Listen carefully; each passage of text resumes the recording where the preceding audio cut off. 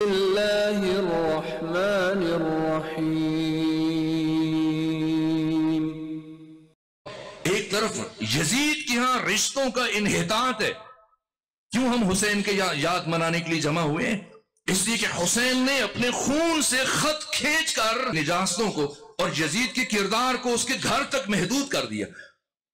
اگر حسین کربلا نہ جاتے تو یزید کا کردار آج پورے معاشرے میں سرایت کر چکا ہوتا اور ہم اس کے ہر عمل کو اسلام سمجھ کر انجام دے رہے ہوتے۔ یزید اپنی سوتیلی ماں سے اس کے مراسم تھے، بہن اور بھائی کا نکاح جائز سمجھتا تھا۔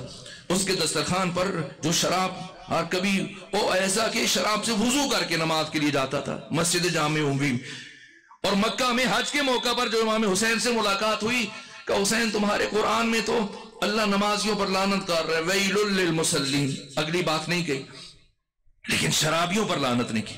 اے حسین میں اتنا شراب پینا چاہتا ہوں کہ میرا جی چاہتے کہ قیامت کے دن جب تمہارے نانا سے میرا سامنا ہو تو شراب کا اثر میری ہڈیوں کے گودوں تک اتر چکا ہو۔ یہ کردار کس نے؟ یہ حسین نے یزید کے کردار کو بنو امیہ کے گھروں تک محدود کیا اور اسلام اور بنو امیہ کے درمیان خط کھینچ دیا اور ہمیشہ کے لیے الگ کر دیا۔ یہ حسین علیہ السلام وہ یزید کے گھر کا کردار ہے اور یہ حسین کے گھر کا۔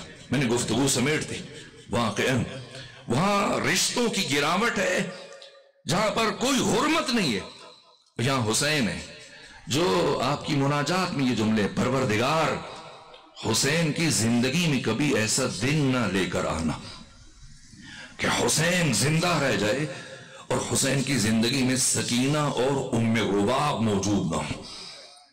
اب سمجھنا ہے ایسا نہیں، اگر سکینہ اتنا بڑا کردار ہے، واقعاً کربلا ناتمام ہے جناب سکینہ کے بغیر۔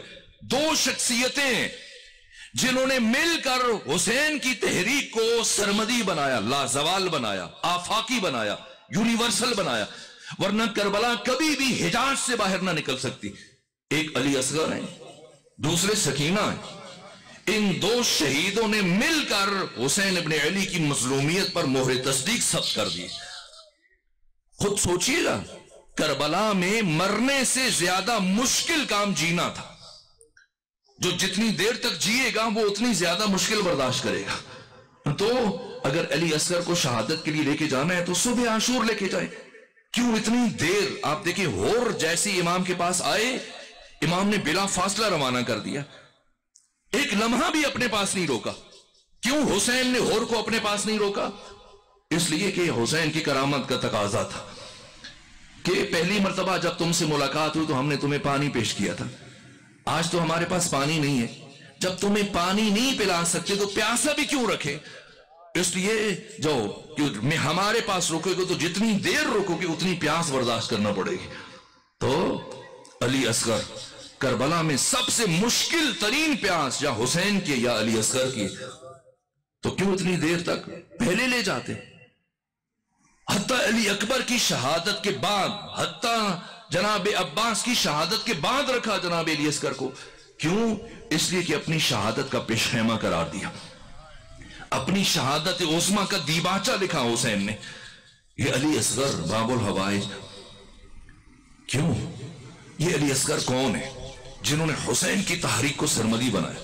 جناب سکینہ کا کردار اگر میں بیان کروں تو بہت وقت چاہیے۔ واقعا اس معظمہ نے کیا کیا ہے؟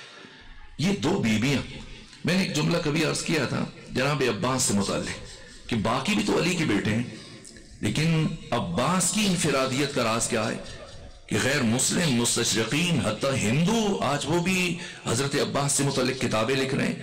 محمد حنفیہ بھی تو علی کے بیٹے، پھر وہ اس درجے تک کیوں نہیں پہنچے؟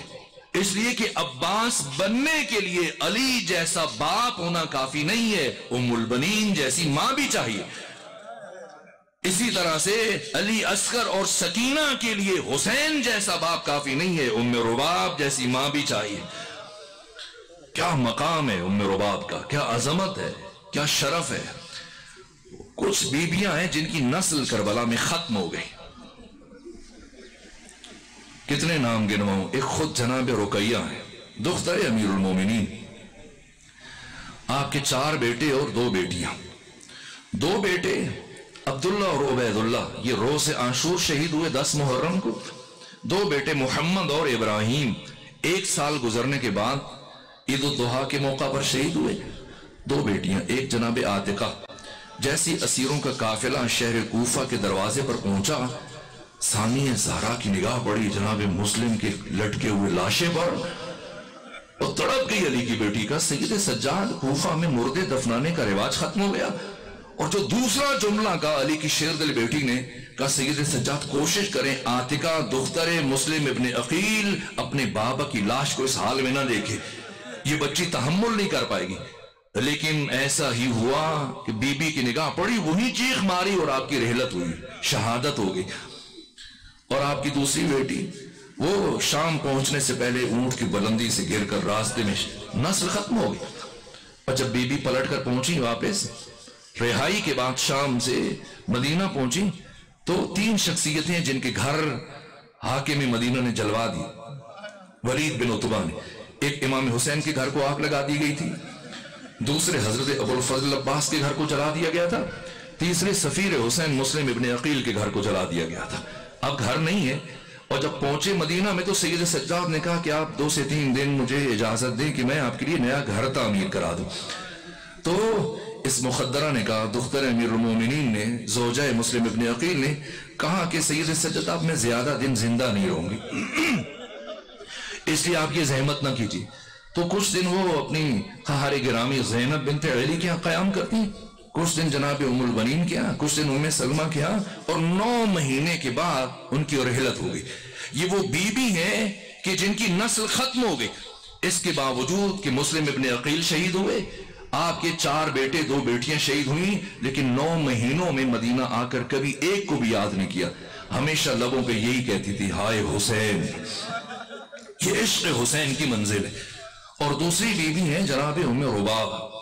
2 بچے ہیں، ایک جناب سکینہ ہے اور ایک جناب علی اصغر. یہ بھی 1 سال سے زیادہ زندہ نہ رہی اور کبھی سائے میں نہ بیٹھی. یہاں تک کہ مجھے معاف کیجیے گا، وہ سخت جملہ ہے. ایک مرتبہ کوئی خاتون جناب زینب سلام اللہ کے گھر آئی. چونکہ جناب ام رباب ہمیشہ دھوپ پر بیٹھتی تھی تو ان کا چہرے کا رنگ سیاہ ہو گیا تھا، جلد اس طرح سے جل گئی تھی دھوپ کے اثر سے. تو وہ کافی عرصے بعد آئی تو کہا کہ اے دختر امیر المومنین، یہ آپ نے نئی کنیز خریدی ہے؟ ایک مرتبہ بی بی نے آگے بڑھ کے کہا، آہستہ بات کریں، یہ کنیز نہیں ہے، یہ میرے بھائی حسین کی زوجہ ام رباب. یہ بی بی بھی 1 سال سے زیادہ زندہ نہ رہ سکی، یہاں تک کہ میں نے پڑھا کہ کوفہ میں عبیداللہ ابن زیاد ابن مرجانہ کے دربار میں چاہتا ہوں بس یہ واقعیتیں یا کچھ حقائق منتقل ہو جائیں، پہنچی ہیں. تو ایک مرتبہ جو شقی ترین ظاہر ہے، جس کی ولادت اس طریقے سے ہوئی ہو تو وہ ایسی کمظرفی کرے گا. تو ایک مرتبہ عبیداللہ ابن زیاد نے حسین ابن نمیر سے کہا کہ مجھے ایک ایک بی بی کا تعارف کرواؤ. یہ بات بہت سخت تھی سید سجاد کے لیے. ثانیہ زہرا تڑپ گئی، لیکن حسین ابن نمیر، قاتل حبیب ابن مظاہر، قاتل علی اکبر، یہ ایک ایک بی بی کا تعارف کروا رہے. کہا یہ حسین کی بڑی بہن زینب ہے، علی کی بڑی بیٹی، یہ ان کی چھوٹی بہن ہے، یہ ان کا ایک ایک بی بی کا رشتہ بتاتا چلا گیا. یہاں تک کہ جناب ام رباب سے متعلق کہا کہ یہ زوجہ حسین ابن علی. اور اتفاق سے ان لمحات میں سر امام حسین جناب ام رباب سے بہت قریب تھا. تو بی بی چونکہ رسیوں میں بندھی ہوئی تھی باقی بیویوں کے ساتھ، لیکن آپ اطراف و اکناف سے بے نیاز اور بے خبر مسلسل سر حسین کی طرف دیکھے جا رہی ہیں جناب ام رباب. جیسی تعارف ہوا تو کہا کہ یہ خاتون اس طرح سے سر کو دیکھ رہی ہیں، تو پوچھ لیا ایسے تنزن اذیت دینے کے لیے، کہا سر چاہیے؟ تو جناب ام رباب نے اس بات میں سر ہلایا، ہاں اگر مجھے آقا کا سر مل جائے. اور جیسے ہی سر ملا وہ کیفیت تھی، اس طرح سے سینے کے ساتھ لگا کر گریہ کر رہی تھی یہ مخدرہ. یہاں تک کہ خود عبیداللہ ابن زیاد کے سپاہیوں کی کیفیت بدل رہی تھی.